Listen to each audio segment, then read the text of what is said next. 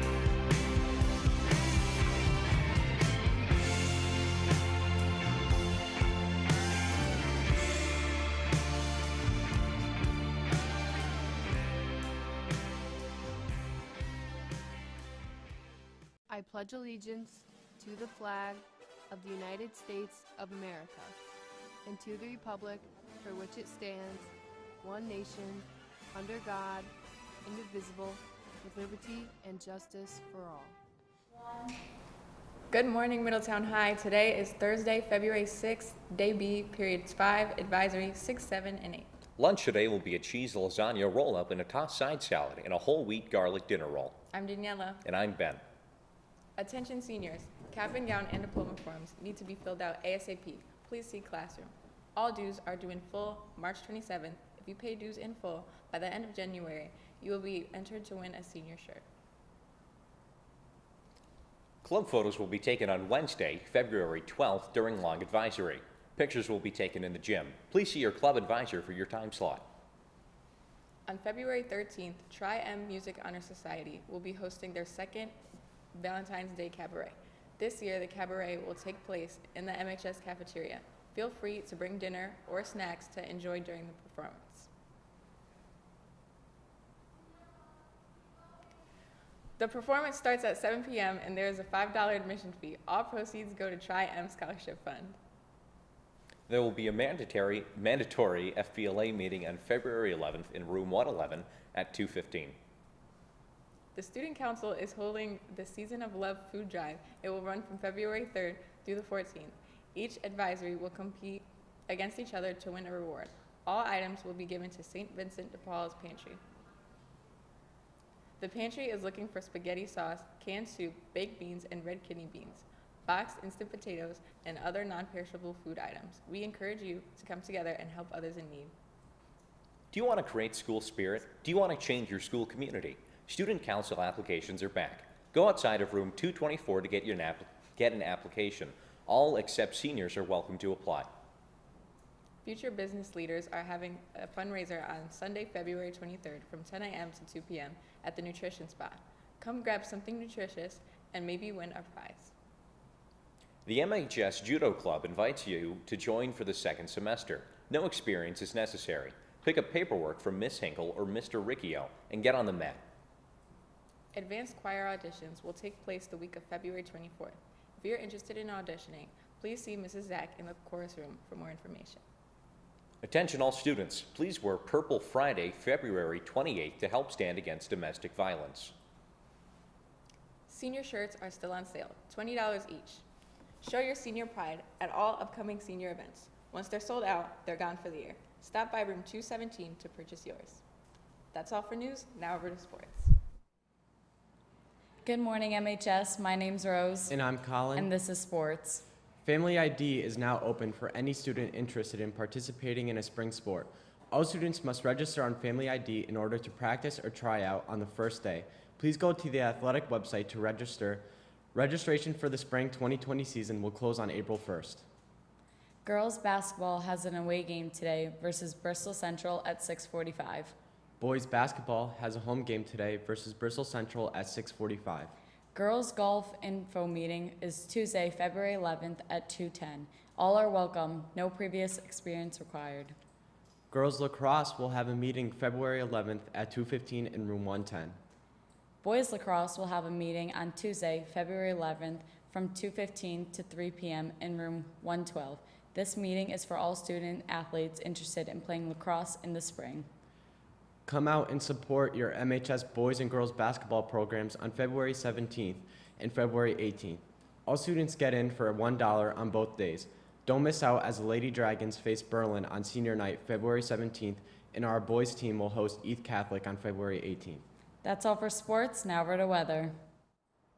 Good morning, Middletown High School. My name is Mark, and I'll bring you the weather on this thrilling Thursday morning. Today's weather will be rain showers in the afternoon with a high of 40, and tonight's weather will be heavy rain with a low of 40. Today's headlines: rain all day, and then rain continues tomorrow, and the weekend will be okay with the highs in the 30s.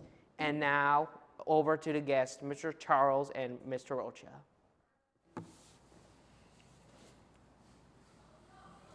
Good morning, Middletown High.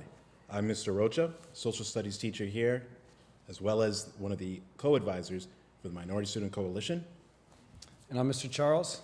I'm involved in a whole bunch of different programs here, but also a history teacher, boys swim coach, girls swim coach, ultimate frisbee coach, GSA advisor. We wanted to conduct a brief interview today regarding the Black History Assembly that everybody was in attendance for. Mr. Charles was kind enough to be a part of this interview to share some of his thoughts and opinions. Mr. Charles, yesterday you and the rest of the school were able to attend the Minority Student Coalition's 3rd annual Black History Month Assembly. What was your initial reaction after seeing the assembly?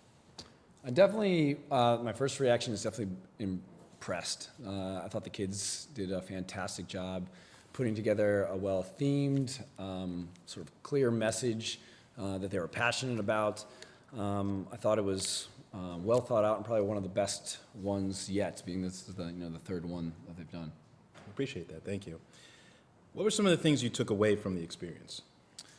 I think that some of the big things I took away is that students clearly, like MSC students in particular, clearly have a sense and a message for the rest of the student body. This was an assembly done for the rest of the students, and the idea that